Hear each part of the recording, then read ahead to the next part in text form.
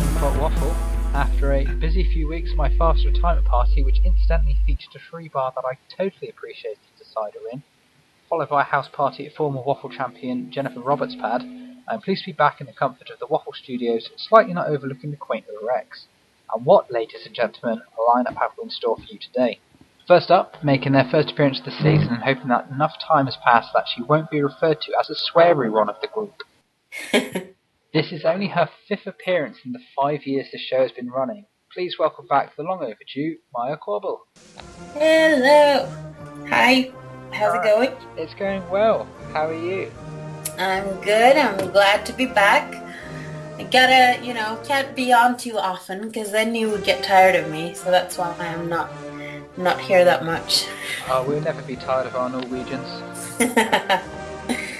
I'll make it, I'm one of those kind of really strong spices that you can only use a little bit of. Otherwise, it would be too much. That's why. I'm here now. A little bit of the chili. red hot chili pepper. Oh, yes. You can't have too much mustard on waffles. Nope. Our next guest is marking their 2nd appearance of the series and is hoping to make it 2 wins in 2 this year. If you for faulty toaster, he's your man. It's Chris Stanley. The Pinky and the Yes. Or if you've got an ice cream machine that doesn't work, but plays an ice cream jingle when you push a button. It's great. It's amazing. I had one back yesterday. It's joyous. And you can just, I presume whoever owns it, you can basically taunt all the kids on your road by playing it at random intervals. And they come rushing out of their houses going, "Where's the ice cream man? Where is it? I heard it. I'm going mad." Hey, Chris. Hello. Moving on. So Chris is just waiting for small children to enter John Lewis now and put the ice cream machine on and move him around the store. You sound like a Cyberman. You do. Hey. I don't want to be deleted. It's really creepy. Yes, or maybe you sound like, what's her name? The weakest link, from Doctor Who, the robot version. Android. Android. Thank you. Android. You sound like the android. I don't think the mic is helping Mac. There's a lot of feedback. The Mac droid. The Mac droid. And finally, no series of the Waffle would be complete without our next guest. A total of 8 wins puts him 2 ahead of Chris Stanley in the all-time victory stakes. Will today see him move on to 9? It's time for the return of the Duncan. Hello everyone. Hello, Ed. Hi. Welcome back. Hi. First appearance of the year. Yep. I don't know what I count in terms of Maya's spice rack for the waffle. Maybe I'm the ginger that gets used too often. I don't know. Or the oregano. Ginger on waffles? What is this? You maniac! You burned it up. With gingerbread, we can have ginger waffles. Sounds Okay. good. We should try that. Not the gumdrop buns. Okay, incidentally guys, we did actually try to get Tash Wigmore on this week's show. However, we couldn't get her, and this is the genuine reason why we don't have Tash this week. She's off filming with Colin Firth and Rachel Weisz. What? What? How did she manage that? A few appearances on the show last year, and now look at her. Launchpad. Oh, I Wow. wanted to do that. Did I mention my 5-second cameo in Downton Abbey? You were in Downton? I was Isis. What? The dog. The dog is called Isis. Oh. And they killed the dog off, didn't they? Because it's called Isis. Oh. I see. No, ISIS. Alright, well let's live and let waffle, guys. Question 1. And a woman has been jailed in Birmingham for making too much noise during sex. So let's have other literal crimes of passion. And we'll start with Maja. Maya. We start with Maya. All right. I found a crime of passion from 1993 in the United States. It was a married couple. And it was John and Lorena Bobbitt. John apparently raped his wife, and so Lorena cut off his penis with a knife. Oh, I've heard this one. Yeah, and then she ran off with it. She was really pissed off, so she took the penis and drove off and threw it into a field And then she realized that that wasn't a very good thing to do. So she picked it up again and went back and called 911 if he touched it. So that was a crime of passion from me today. Got your nose, got your penis. What? You've got me thinking the Lib Dem politician Mark Oaten, who was going bald and therefore decided to cheat on his wife with rent boys. Oh. So, yeah, because he was going bald. Apparently that was the reason. He couldn't cope.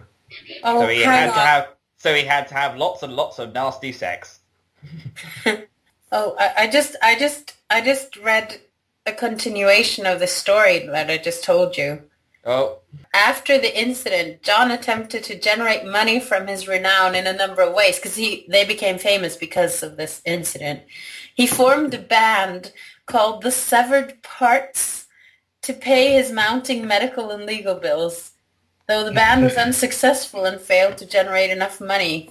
I wonder why. Oh, and there was an adult film as well, so maybe that's what you've heard about, Mac. Yeah. Oh, no. Okay. Frank's Penis? Oh my god. It was called Franken Penis.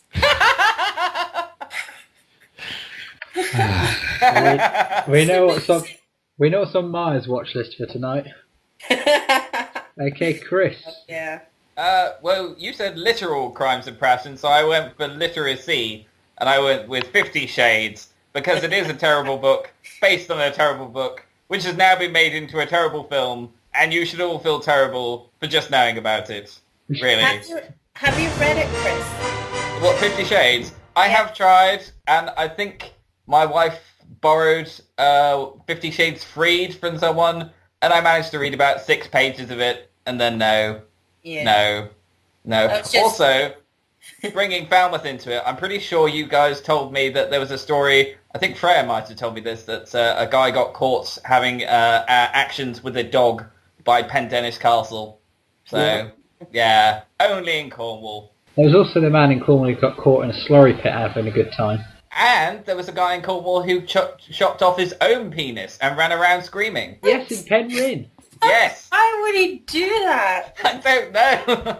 That's insane. Maybe he probably was insane. Maybe he was like tired of his masturbating ways. He was like, right, there's only one thing for it. Off you come. Oh.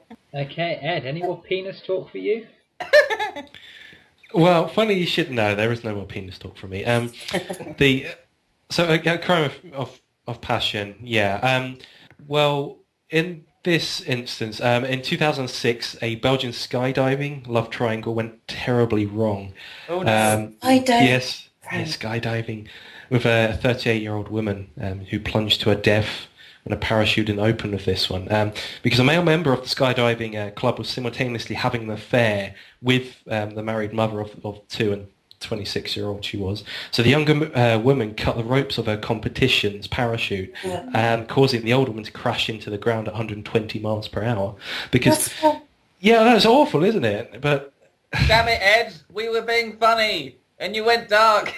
I'm sorry, the crime of passion, the definition of a crime of passion refers to a violent crime, especially murder, in which it's happened occurred in sudden rage or impulse. So that's what that was. I can never go skydiving, Ed, and not because I've had an affair, but I can never do it now. How could you say not because? Are you implying you've had an affair? It does sound that way. You'll hear from my lawyers, that's fine.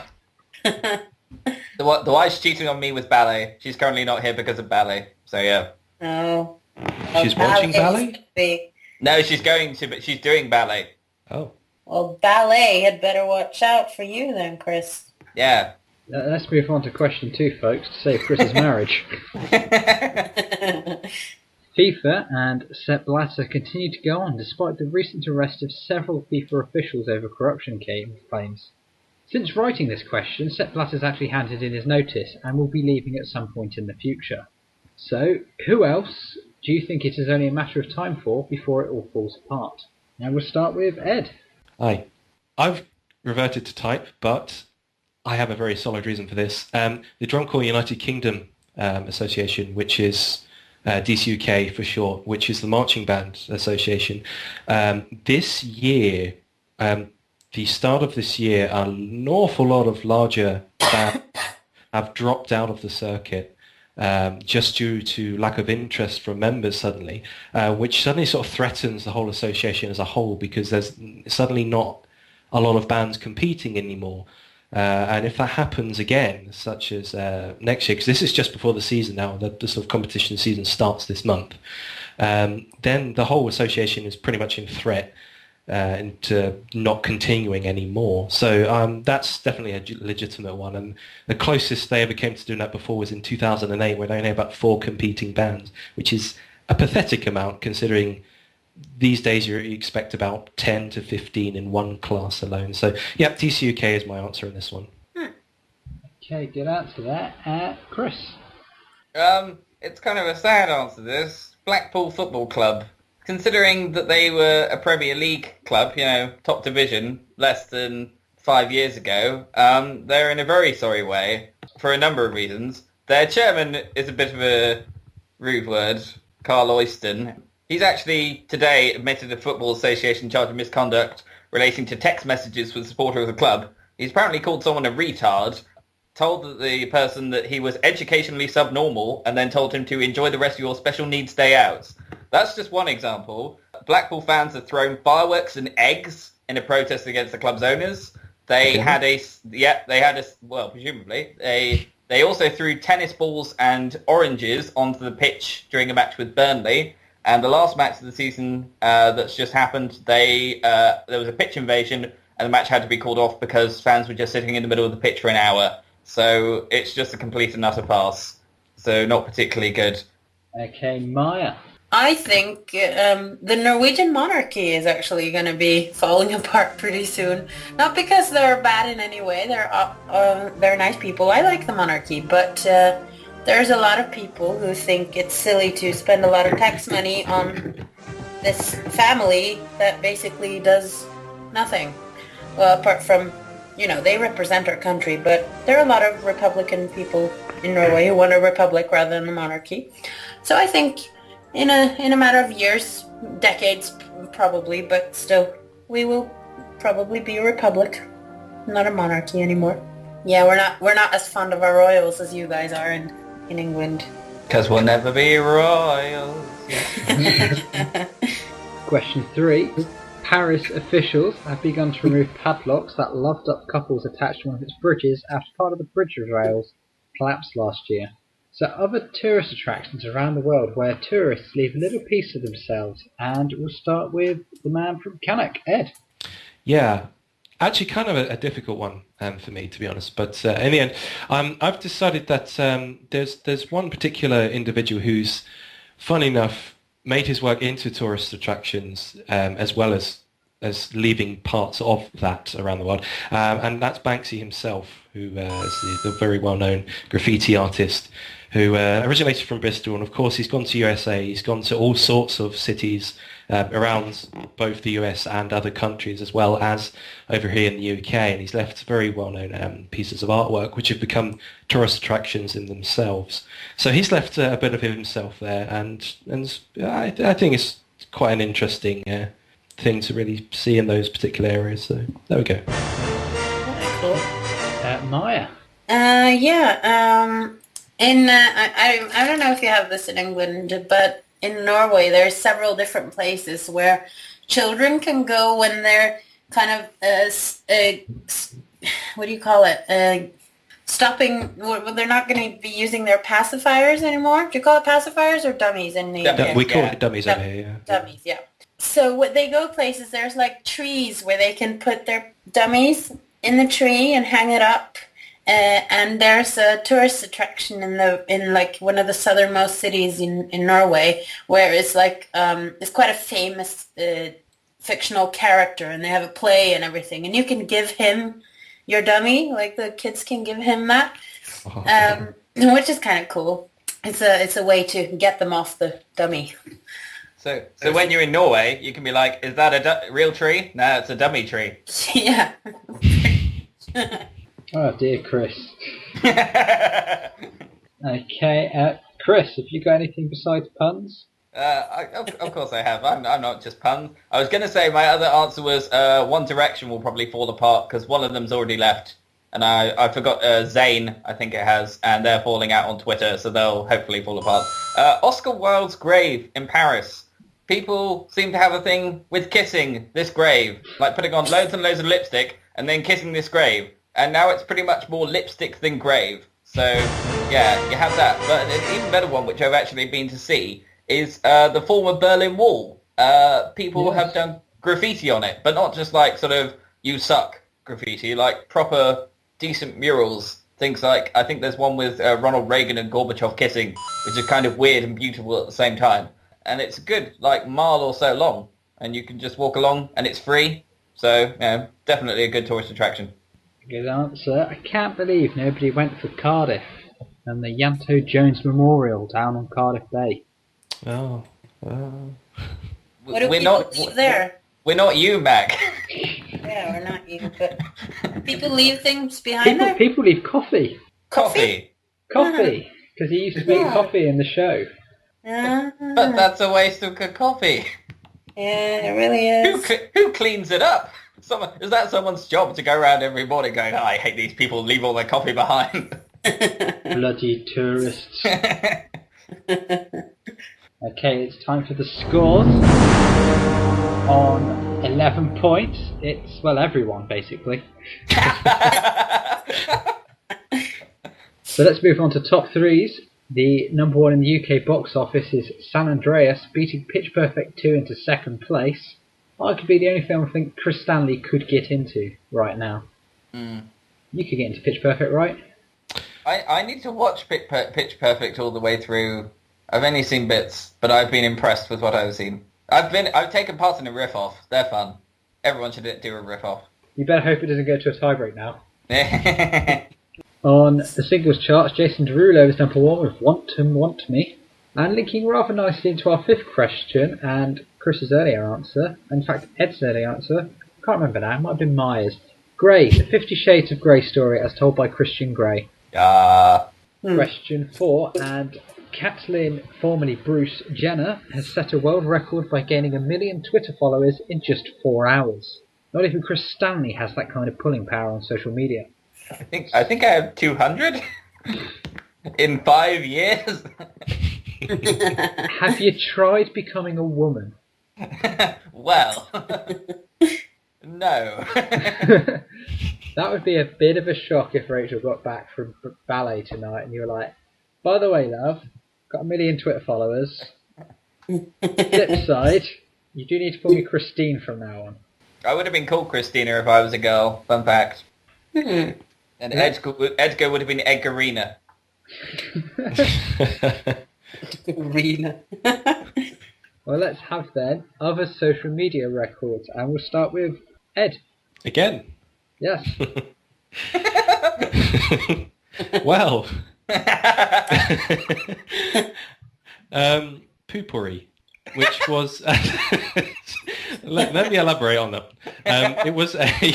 It was a campaign which exploded on social media a couple of years back, which got 300,000 shares and 6 million views on YouTube as well as a result from the shares. It was a campaign which had a woman eloquently discussing how to quote, mask the subtle scene of 300 cow dairy farms from the lavatory, end quote. So she basically sat on this toilet in various locations, including a cocktail party, by the way, and she introduced this product, which was an aerosol type thing, which she sprays in the toilet, as it were, to mask this odor. And it was for some reason it really took off for the ridiculousness of the whole thing, just the whole imagery of her there, the voice she was using, which was very received pronunciation, sort of the typical upper middle class accent. Almost, and used the hashtag like girls don't poop for that, and it was ridiculous, but it seemed to really take off, and of course the whole name of the advertising campaign and the product was Poopery. Ridiculous.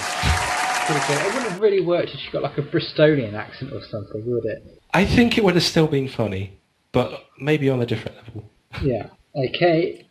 Maya.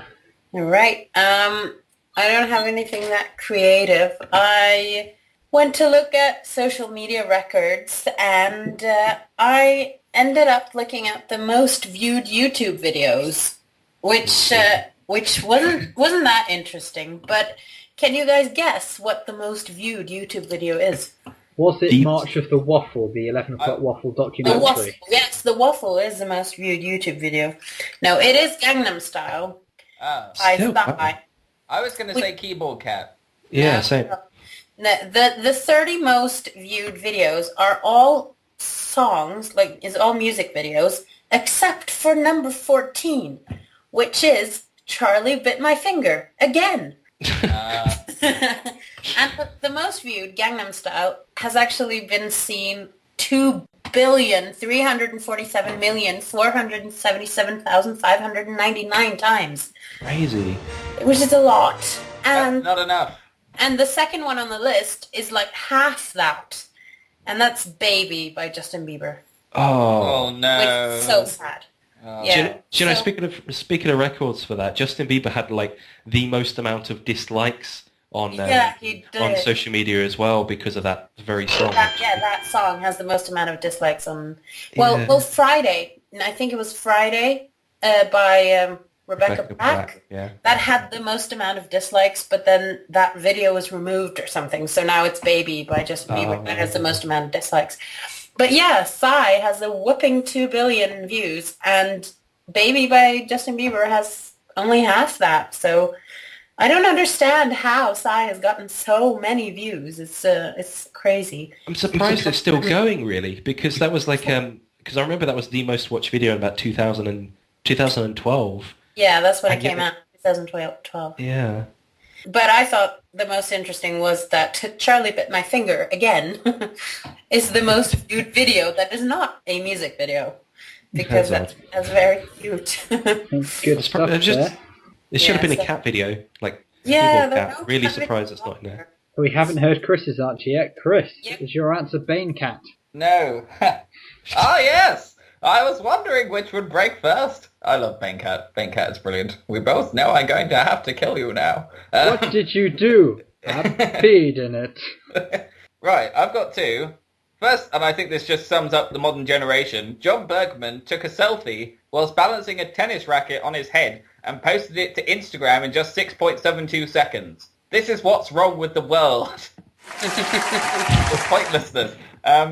But my favourite one, and this is going to be a bit tricky, but I'm going to try and do it. Sam Farladu managed to name 31 capital cities in a single tweet, and they are Baku, Bern, Dili, Doha, Juba, Lima, Lomé, Male, Nuuk, Riga, Rome, Suva, Abuja, Alofi, Apia, Cairo, Hanoi, Kabul, Kiev, Minsk, Oslo, Paris, Quito, Seoul, Sofia, Tokyo, Tunis, Vaduz, Yaron and Rabat. Boom. You're not getting a point for each one. Are they all the shortest names of the capitals in the world? I don't think they're quite the shortest, but I think that's as many as you could probably fit in. But But that's what I mean. They should all be the shortest then, to get as many as possible in. They should Quite a be lot of the those were shortest. short. I would imagine they are. Most of them are 4 letters. I can't think of any capital cities that are 3. He was hardly going to use Luxembourg, was he? Exactly. Yeah, Mexico City. Ah, damn it. That's that one. Okay, question number 5, and E.L. James has written another version of 50 Shades of Grey told from the point of view of Mr. Grey. Cash cow. But what other works of literature would you like to see told from a different perspective? And we'll start with Maya. I thought about this and I wasn't really sure, but then I thought I would like to read Lord of the Rings from Sauron's perspective, because it would be kind of like watching a behind-the-scenes film, because it's kind of like all the stuff that you don't know what's going on over there, but it's just happening, and it would be interesting, I think. But I didn't really have an amazing answer for this one, but that was my answer in the end.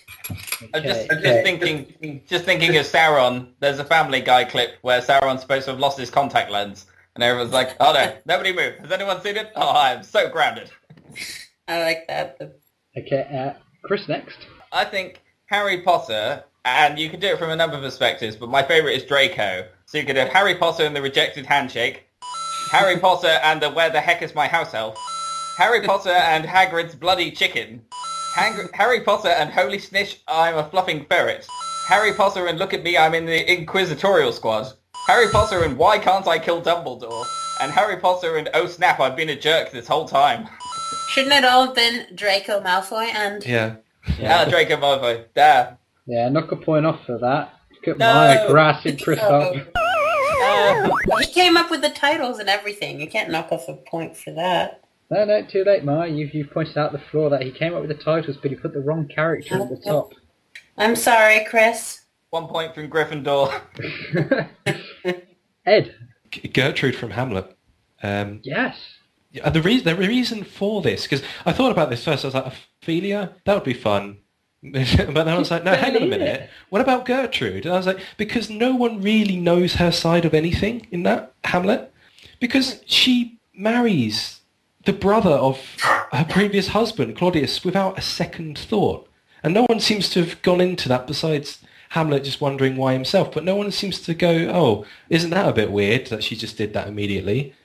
And it's like, Ophelia and Hamlet are kind of not, well, debatably not quite all there. They're not in their mindset. And you think, well, these two individuals are clearly not guided enough by their mother, who's not really there for them. And when she is, she has incestuous intentions in the first place. So it's like, what is her side of the story? I really would have liked to have known that, I think. There are other characters that have spin-off plays from Hamlet. I know Rosencrantz and Guildenstern had their own play, which was quite fun in itself. But Gertrude is the unsung character that would be massively interesting to go into, I think. So I would love that from her perspective. I want Polonius's perspective. They'll never find out I'm behind these curtains. Right, question 6. To promote the dangers of overfishing, the Fish Love campaign sees female celebrities covered with nothing more than a fish or fishes. So, other campaigns which involve a dress down to promote a cause. Chris. Yay, I finally get to go first. Is this the John Lewis calendar coming out this year? No. You guys may have noticed that there were no makeup selfies that happened last year. I don't know if anyone did that. I didn't do it. I remember. I remember, yeah. I liked your picture, Edgar. No, no makeup selfies. They raised 8 million for Cancer Research UK last year. So yay for raising money. This got a bit disturbing when trying to research it, and when I did, I came across a website called Get Naked for Charity, and their motto is, and I kid you not, because getting naked is the right thing to do. What? Hang on, wasn't that Feckle's motto whilst you were off on your gap year? Well, yeah, possibly. But yeah, and it's also saying, like, we just need 100 volunteers to get naked. I was like, this website sounds creepy. This isn't... this doesn't sound like a charitable cause. Dear. Okay, so we'll move on to... who should we go to next? Ed or Maya? Who are you feeling? Let's go to Ed. Okay. Every May, Japan has an annual Cool Biz campaign to promote the conservation of energy. Now, this is for basically business people to ditch their jackets and normal work clothes so that they can go to the offices and keep the air conditioning to a minimum, things like that. So many wear like Hawaiian and Okinawan styled t-shirts and shirts instead. So it's a dress down type thing. But they do it every May to promote the lesser use of energy. There we go. That's pretty cool. Okay, Maya. I decided to go with the PETA campaign. PETA? Pate. Huh? The what? What? Pate. It's Pate, Maya. No, it's No, it not. isn't. It's not. It's PETA. Anyway, I'd rather go naked than wear fur is probably still their campaign against fur. And they got lots of celebrities, mostly women, to get naked and be on posters that say, I'd rather go naked than wear fur. And though I do like their goal in getting rid of fur, I hate that they feel like they have to get women naked to get their point across, because this seems to be a thing, not just with, well, a lot with advertisers and and now also with organizations that actually have good causes. They seem to think that the only way to get people to listen is to get women naked, and that annoys me. But it's a good cause, even though that is how they do it. Yeah. I feel like I should also mention, and this is a bad cause going on for that advertising point, Maya, the Cardiff Bus Company had to remove an advert within about 3 or 4 hours because it featured a topless lady saying, "You can ride me all day for £3." Oh, I heard about that, yeah. And there's like adverts for cars, there's adverts for beer, there's adverts for clothes, there's adverts for, I don't know, anything. And a lot of it is adverts for men things, and they get naked women because that will make men buy it. It's so silly, and it's degrading to both men and women. The only topless man we get is the Old Spice guy. Yeah. But he's worth it. I did see, though, that in this fish campaign that you were talking about, Mac, they had quite a few men, which was good. So it was almost even. Mostly women, but there were slightly more women, but it was almost even. The Daily Mail just tended to focus on the women.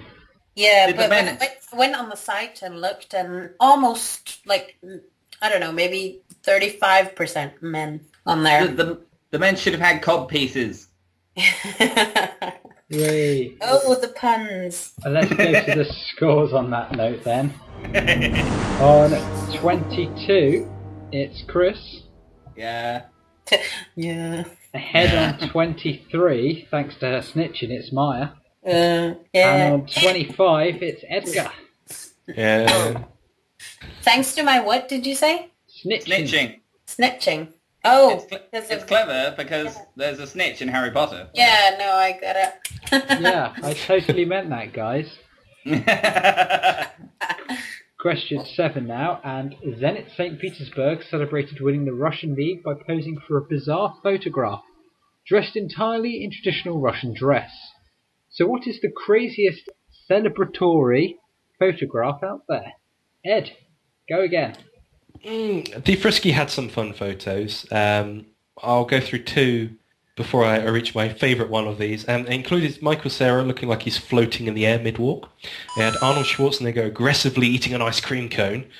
And my personal favourite was Snoop Dogg / Lion with a woolen Flappy Bird-esque hat on his head, grinning like an idiot as if it was the best thing ever. And it made me happy because it just, the contrast between his serious persona, as he likes to give, and this woolen Flappy Bird hat is ridiculous. So to me, that made my day. Who was this, did you say? Photographer or? Oh, Snoop Dogg / Lion. Yeah. But did you say who? Did you say a photographer in the beginning? No, it's a website that had them. All right. Cool. Okay, Chris.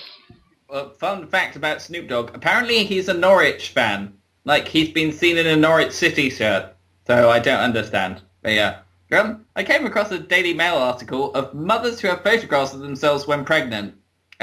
Which you would think, would be normal. It's a good thing to celebrate. You're having a kid. But some of them are a bit odd and creepy. Like, one is a woman with what appears to be a Kalashnikov in her hand, with like loads of machine guns behind her.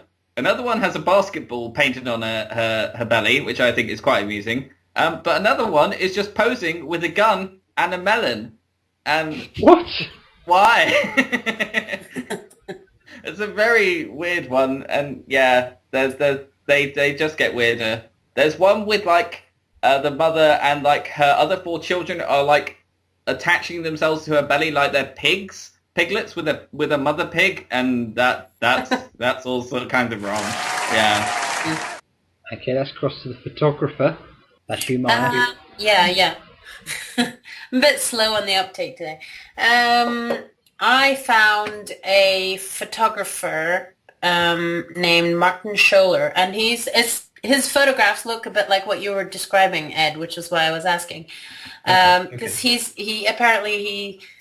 got his thing is doing crazy portraits of celebrities, and there's a whole bunch of them, and they all look kind of crazy. Some of them are a bit more crazy than the others, but for example, here there is a picture of, what's his name? Oh crap, I can't remember his name. He's from How I Met Your Mother. Jason Segel. Jason Segel, thank you. It's the picture of Jason Segel, and he's wearing like something that looks like an Elvis suit that is a bit too small, and under one arm he's got a fishbowl, and in the other arm he's got a cigarette, and he's standing on a beach, and it's all very bizarre. So that's one, and there's a picture of Russell Brand with a dove in his hair, like his hair's a nest, and there's a dove, a white dove sitting on it, which is kind of funny. And then there's like simpler ones. There's just like Daniel Radcliffe wearing his Harry Potter glasses, looking kind of tired. Yeah, and just a lot of fun stuff. There's Jack Black in the bathtub with lots of bubbles, and he's got like curlers in his hair. And there's a dog, and yeah, it's just a lot of interesting stuff. So that was one. And I also had another answer to this question, which was John Malkovich has recently done. Recently, in 2014, done a series of images where he's recreating a lot of famous portraits, famous photographs from like throughout history, but he's in them. He's all in them. Like, for example, there's a very famous Andy Warhol picture of Marilyn Monroe where she looks all green and pink and yellow, and he's posing as Marilyn, and he's doing this with a lot of famous ones like Albert Einstein and Jack Nicholson and Salvador Dali, and yeah, and he looks crazy, but it's a lot of fun. So I don't know if it counts as crazy, but it's interesting and funny. Okay, right, Yeah. on to question 8 now, and hashtag has been declared the children's word of the year. What frightening times we live in for the future generation. So what would be your word of the year? And let's just keep this to just one word, guys. Chris. Am I allowed a word and a number? That's more than a word. Alright, Jurassic. Ed. Perfunctory. Maya. Well, I have to explain a bit more than just saying the word. Is that okay? Is it Or does that Norwegian? make... No, I'm going to explain that in English. It's just that I found this article, and there were lots of made-up words, and I thought they were cool. And one of them is internest, and that has been my choice word. And it means the cocoon of blankets and pillows you gather around yourself while spending long periods of time on the internet. And I do this a lot, so I like it. There's lots of more words, but I'm not allowed to do any more, you said, so internest. Well done, Ed, for being the only one to understand the bit where I said one word. Yeah, but that's boring. We have to explain our choices. It's much more fun to explain our choices. Technically, I said one word. Technically. Well, it's the final round now, and our guests will present a news headline followed by a 20-second summary of the story. The story will either be true and something from the past week's news, or purely fictional. So, Ed, as you are in the lead, you get to pick the running order. Okay, I will pick Maya to go first, myself second, and then Chris third. Okay, so Maya, headline and story, please. The headline is, "We have been told to sit and pee." The story is that 10th grade boys at a Norwegian school are frustrated because the school's leaders are saying they have to sit down when they pee due to hygienic concerns. Okay, very plausible. Edgar next. Woman tries to sell plots of land on the sun. Isn't allowed. Now, this is Maria Duran declared that back in 2010 she owned the sun. As such, she intended to bill all solar users for its use. The Spanish court recognises her claim as legitimate, despite no solar panel owners having received any invoices so far. She then proceeded to try and sell this on eBay for a €1 per square metre. Okay, Chris, what's your headline and news story? Barcelona road to nowhere. Two mayors in Barcelona and different suburbs are in a dispute. They keep warring, and this has come to a head where they put no entry signs on either end of a road that's on either side of their district border. So people basically can't get into this road because there's no entry signs on both sides, and neither mayor is willing to take the signs down. Okay, so some interesting ones there. So we've got the school where they've been told the boys have to sit to pee. A woman selling plots of land on the Sun, and the Barcelona Road to Nowhere. Ed, what do you think's true or false there? I think Maya's is true, and I think Chris's is false. Okay, mine's true, Chris is false. Chris, what have you got? I'm gonna say Maya's is true, and I'm gonna say Ed's is true. Okay, and Maya? I think Ed's is true and Chris's is false. Okay, so we've been told to sit and pee. Maya, true or false? It is true. Apparently it was only guidelines, but still. Okay, so that's a point each to Chris and Ed there. The woman selling a plot of land on the Sun? It is indeed true. What? Really? Yes, it's true, yeah. Oh, I was just guessing there. Oh I'm dear. surprised. People do the craziest things. Where was she selling it? eBay. Oh, of course. But they shut her account down. Right. Right, okay, so that's another squared round there. And the Barcelona Road to Nowhere? It's true. No, it's false. It's false. Okay. But it is, like, there was something kind of similar that actually happened in France, where this is actually two mayors put it as being one way on either side of the same road. So you had cars coming in and getting really confused because they were having an argument. So that one is that actually did happen. Yeah. Oh, Paris. Okay, so that brings us to the final scores.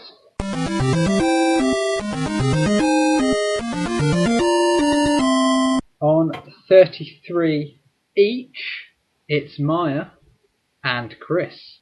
And Yay! this week's winner is Edgar, back with a bang on 37. Boom! Bow down. Bow down. Does this mean that the comeback for your title starts here, Ed? It does indeed. It's been a while since the title. Well, Just- hang on. I won the gamer special, so it could count. Yeah, but that's not the title you were going for. The title you were going for you haven't won in 4 years. I've won specials, but I haven't won a season. There we go. That's because you are special. Oh, thank you, Chris. Chris starting with the smack talk despite just losing. I'm going down with all guns blazing. I didn't come last, technically. I came second, so you know. Still Yeah. good. I'm happy with second. I had fun with the Draco Malfoy titles. I like that. I think I would like, if Harry Potter stories were told, I think I would like Luna's perspective, I think. Oh, that would be interesting, yeah. But what would you have for the first 4 books? Where is she? Exactly. You have Yeah. an entire canvas. Ooh, She's there. that's true. Except she hasn't started Hogwarts in the first Ma- Malfoy being turned into a ferret is, I think, my favourite part of all the Harry Potter books. I like that as well. I like Fred and George, though. Anything with Fred and George. When they turn all of Hogwarts into a big swamp and things. It's awesome. I love that. Well, not all of Hogwarts. But...